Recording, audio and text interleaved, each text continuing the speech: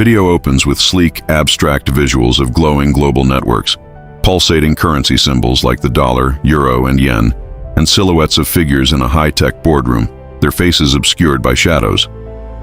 Narrator: who truly pulls the strings of the global economy?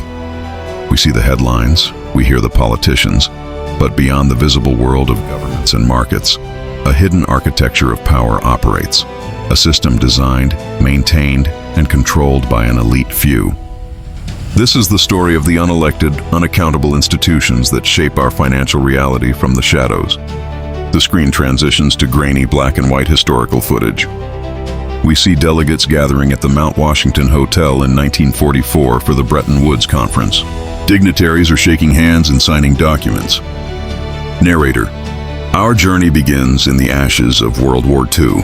In 1944, leaders from 44 Allied nations convened at Bretton Woods, New Hampshire, with a monumental task: to build a new economic order that would prevent the kind of financial chaos that led to global conflict. From this historic summit, two powerful pillars emerged: the International Monetary Fund, IMF, and the World Bank. Images appear on screen, black and white photos of post-war European cities in ruins, followed by animations showing blueprints and construction cranes rebuilding them. A graphic shows currencies stabilizing against the US dollar. Narrator: their stated mission was noble. The World Bank would finance the reconstruction of war-torn nations and foster development in poorer countries. The IMF would act as the guardian of monetary stability, ensuring exchange rates remained predictable and preventing a race to the bottom. For a time, they were seen as instruments of progress, architects of a more stable and prosperous world. But this was only the public-facing layer of the system.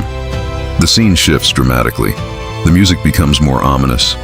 We see imposing modern shots of the Bank for International Settlements, BIS headquarters in Basel, Switzerland. The building is framed to look secretive and fortress-like, with long shadows and a cold, metallic sheen. Narrator: deeper within this network lies an institution far more secretive and arguably more powerful: the Bank for International Settlements. Founded in 1930, the BIS is often called the Central Bank for Central Banks.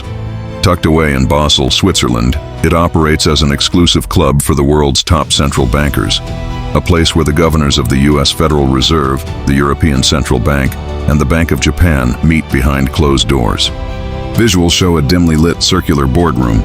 Graphics illustrate lines of communication flowing between major central banks and converging at the BIS headquarters. The words immunity, secrecy, and no oversight flash on screen.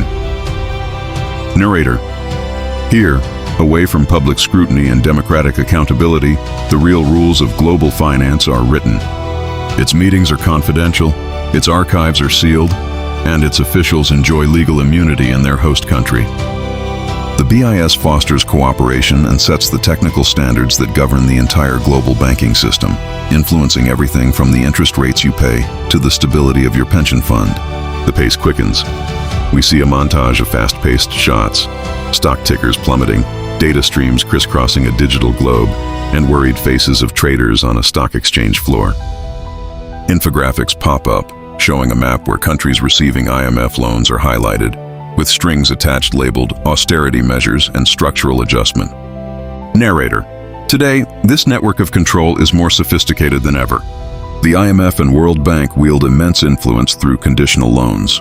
A nation in crisis seeking a bailout must often agree to drastic policy changes, privatizing state assets, cutting public spending, and opening its markets. Policies dictated not by its own people, but by technocrats in Washington, D.C. This is economic surveillance on a global scale. Meanwhile, the standards set in Basel, known as the Basel Accords, determine how much risk banks worldwide can take, directly impacting the stability of the entire financial system. These are not mere suggestions. They are the financial commandments that every major bank must obey. The final scene shows a giant holographic chessboard. The pieces are famous global landmarks: the White House, the Houses of Parliament, the Kremlin. Unseen hands move the pieces, sacrificing some to protect others. The camera slowly zooms out to reveal the board is balanced on top of a pyramid with the BIS logo at its apex. Narrator: this hidden system raises profound questions. When critical decisions that affect billions of lives are made by unelected bodies operating in secret, where is the accountability? In an increasingly interconnected and fragile world, can we afford to have our economic destiny governed by a shadow network? As new powers rise and technology reshapes finance, the battle for control over the future of global governance has only just begun. The question is, who will get a seat at the table?